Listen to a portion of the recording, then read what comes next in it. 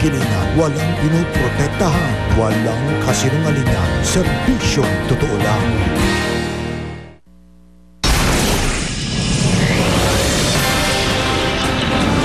Pamilya ng Pinoy na nakatakdang bitayin sa Huwebes, bumiyahin na patungong China.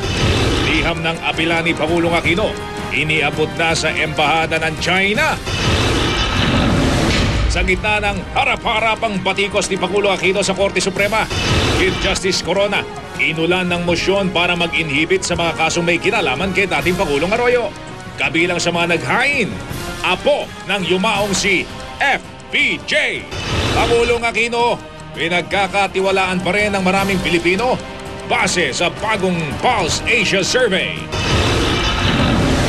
Dating Pangulong Arroyo, hihilingin sa korte na sa kanilang bahay makapagpasko. Mga kaalyado niya at mga kritiko nito nagharap sa forum, nagkasagutan. Lalaki, nag-amok at biglang nanaga sa Quezon City. Isa, patay. Isa pa, sugatan. Marcha protesta ng mga kabataang target okupahin ang Menjola. Nauwi sa Girian.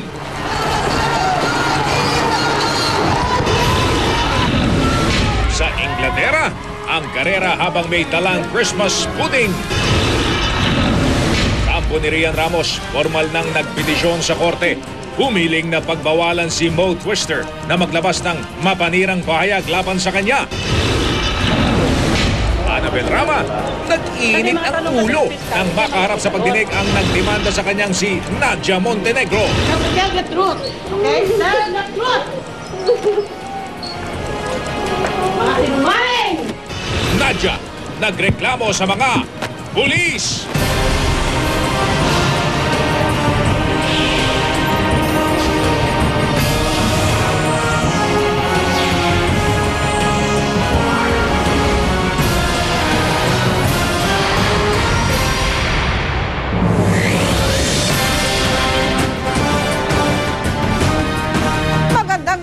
Nagkagirian ng mga pulis at rallyistang estudyante nang tangkay nilang lumapit sa Menjola sa Maynila.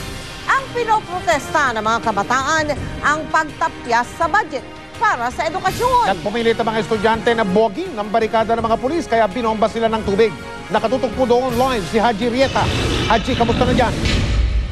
Yes, Mel, Mike, umantong nga sa kaguluhan ang isinagawang kilos protesta ng estudyante papunta sana dito sa Menjola dahil balak nilang magkaroon isang camp out bilang pagtutol sa isinagawa ng gobyerno pagtapya sa budget serbisyo, lalo na raw sa budget sa edukasyon.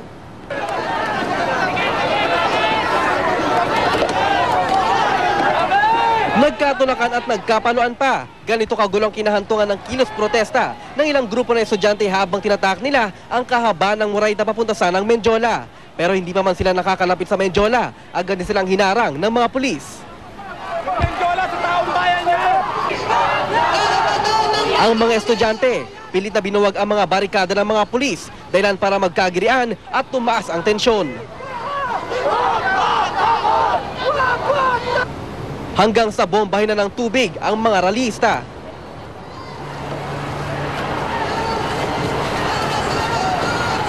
Dahil hindi nagawang makarating sa Menjola ang grupo, sa may rekto sila nagsagawa ng programa. Sigaw nilang matinding pagtutol nila sa pagtapyas ng gobyerno sa budget sa edukasyon at sa patuloy na pagtaas ng kahirapan sa bansa. Yung pagbaba ng poverty threshold, insulto yon dahil ibig sabihin wala nang karapatang lumigaya pa yung mga mahihirap, yung mga basic na lamang ang dapat na makain nila. Binawasan ng ulam, binawasan ng gatas yung daily food consumption. Bagamat karamihan sa mga rallyista ay mga estudyante, may mga nakilahok ding ibang grupo na ang sinisagaw naman ay matugunan ng problemang dulot ng kahirapan at gutom. May kasalukuyan pa nga nagkakaroon isang programa ang mga rallyista sa Mayani Cano Reyes naman sa may rekto. At ayon sa update kanina, ay meron naman naka-standby na dalawang fire truck doon. At yung mga pulis din daw ay nandun kung saan nakasod sila ng rally gear. At ayon sa mga rallyista, mananatili daw sila doon at sisikapin nila makatunton dito sa Menjola hanggang sa December 10 kung saan naman na ipagdiriwang ang International Human Rights Day. Mike? Haji, yung bang mga ralista na wala dyan sa Menjola sa ngayon at nandun sa may bandang rekto? Yes, Haji? Mike.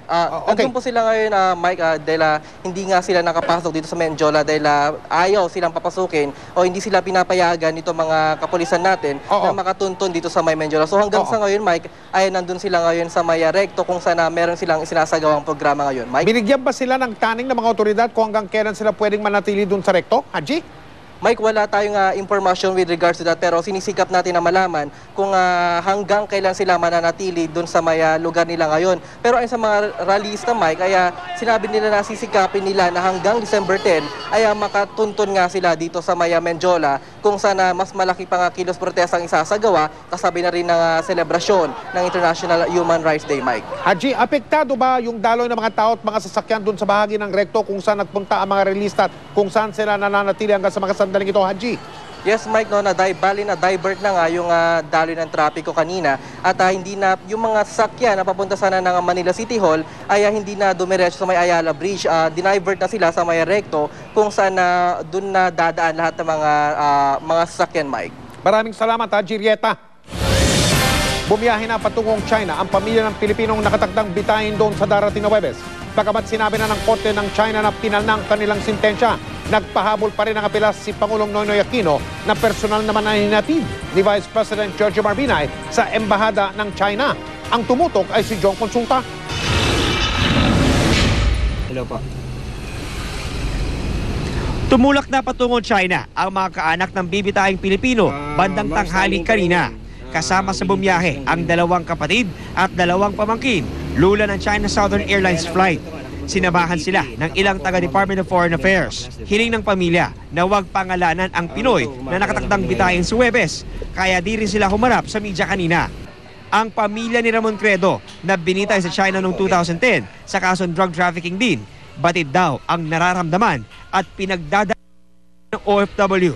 Ayon kay Mrs. Credo, mistulang gising silang binabangungot ng mga panahong yun habang inaabangan ang sasapitin ng kanyang kabiyak. Para ako naluloka. Kasi yun na nga ho, yun the end. Wala na yung pag-asa ko na sana hindi man kami magkaayos, at least man lang yung anak namin may normal na buhay dahil andyan pa rin ang tatay niya. Paalala naman ni Mrs. Credo sa lahat ng mga merong kaanak na nagtatrabaho sa abroad, huwag tumigil sa pagpapaalala na umiwas sa alok ng mga sindikato. Huwag silang basta masisilaw sa mga alok kasi maraming talagang matatamis ang dila eh. Ultimo kababayan nila, hindi nila naisip kung anong epekto ng ginagawa nila basta sa pera. Pasado 1:00 naman kanina ng personal na dalhin ni Vice President Giorgio Marbinay ang sulat ni Pangulong Aquino sa Chinese Embassy sa Makati na formal na tinanggap ng Charge d'Affaires. Apela ito ni Aquino na ibaba ang parusa ng Pinoy death convict para mabigyan ito ng ikalawang pagkakataong makapagbago. Bagamat pinarating na ng Supreme People's Court of China sa ating gobyerno na pinal na at hindi na pwedeng mabago ang sentensya, patuloy pa rin umaasa ang pamahalaan na pakikinggan ng China ang pakiusap ng gobyerno. Nakatakdang umalis si Binay bukas patungong Indonesia, pero handa pa rin itong dumiretso ng China sakaling makakuha ng instruction mula sa China. Basta hanggang di nangyayari yung iniiwasan nating mangyari, di tayo magpapatuloy sa pag-aapila. John Consulta, nakatutok, 24 oras. Lumabas naman sa website ng British newspaper na Daily Mail ang mga larawan ng mga babaeng nasa death row sa bansang China. Sa naturang mga larawan, tila normal na araw lang ito para sa mga babae. May nagsusukat ng damit at may nagsusukat ng sapatos, pero paghahanda po yan para sa kanilang execution o sa kanilang pagbitay. Ang mga babaeng ito naman, pagkain mula sa isang sikat na fast food restaurant ang huling hapunan. Pero sa mismong oras ng pagbitay, hindi na napigilan ng isa na mapaiyak habang dinadala siya sa execution ground. Kuha po ang mga yan noong pang 2003, pero pinagbawal itong mailathala. Inilabas ito sa unang pagkakataon noong 1 linggo ng Phoenix TV, isang istasyon ng telebisyon sa Hong Kong. Kilala ang China bilang bansang mahigpit na sinusunod ang hatol ng kamatayan bilang bahagi ng kanilang judicial system. At dahil dito, isa ang China sa mga bansang may pinakamataas sa bilang ng mga execution o pagbitay. Kaligtasan mo sa Alerto. 24. Arestado ang isang inihinalang snatcher sa lungsod ng Quezon kagabi. Yan ay matapos siyang bundulin ng jeep at kuyugin pa ng mga taong si Oscar Oida. Naka-alerto 24. Duguan at namimilipit pa sa sakit nang abutan namin sa Station 2 ng QCPD ang lalaking ito kagabi. Paano ba naman? Matapos daw bundulin ng pampasayrong jeep ang sinasakyan niyang motorsiklo. Binugbog pa raw siya ng taong bayan. Nang alamin namin ang dahilan, ayon, nang agaw pala ng bag. Kwento ng accounting student na si Leia Haurige, nakasakay sila noon sa isang pampasayrong jeep nang tapatan sila ng isang lalaki nakasakay sa isang motorsiklo. Nakamotor po siya, dumaan po siya sa gilid, tapos yun nga po tumingin siya, tapos sinablot niya po yung bag ko. Tangay-tangay ang bag ng biktima, mabilis naman itong sumibat palayo. Pero malas lang niya at di siya nilubayan ng jeep na sinasakyan ng kanyang biniktima. At para mahuli siya, sadya na siyang binangga nito. Nung malayo-layo na sa akin, naka-stop yung stoplight, nang-counterflow ako para lang maabutan siya. So, nung naabutan ko na siya, malapit na, medyo nagminor siya, parang hindi niya napansin na ako yung mahabol sa kanya. Tinumbo ko na siya. Bunsod ng pagkakabangga, wasak ang motorsiklo. Ang snatcher na sakay nito, tumilapon pa sa di kalayuan. Magtatangka pa raw sana itong tumakbo, ngunit hinabol na siya at pinagbubugbog ng mga tambay sa lugar. Sa kabila nito, marin pa rin itinatanggi ng suspect ang akusasyon laban sa kanya. Sir, binangga po siya ng jeep, sir. Bigla po yung nataranta, sir. Sabi daw po nila, snatcher daw po ako, sir. Pero imposible raw magkamali ang nagrereklamo. Gano'n kayo kasigurado? Sobrang sigurado po. Kasi po nung kinuha niya po yung bag ko, tumingin pa po siya sa akin eh. Tuloy ang suspect. Bagamat nananakit pa ang katawan, kalaboso pa rin sa kulungan. Oscar Oida, naka-alerto, 24.